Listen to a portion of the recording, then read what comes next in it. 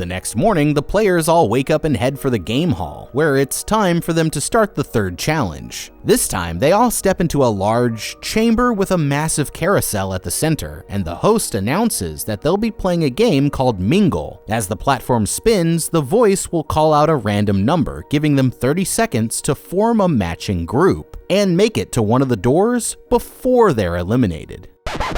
Okay, this game is actually the most terrifying one yet because it's designed to thin out the herd with virtually no skill involved. Since the organizers know how many players are left and what number they're going to call, then they can mathematically guarantee to eliminate exactly as many players as they want after every round. For example, with 255 players at the start of the game, if they call out groups of 10, then they have at least 5 people to die at the end of the round, and there's nothing that you can do besides hope you find a team. Now, with that being said, there might be a way to give ourselves a strategic advantage if we look at the big picture here. The room only has 2 exits. Above them is a board that serves as a player count and timer, and also where the soldiers come in at the end of each round. This makes these areas the main source of threat, so basic human psychology is going to cause most players to subconsciously focus their attention here. But that would be a mistake because they're also the only 2 places with a significant gap between the doors. When it comes down to positioning, you want to place your team on the very edge of the platform and aim yourself towards the middle of the largest area of doors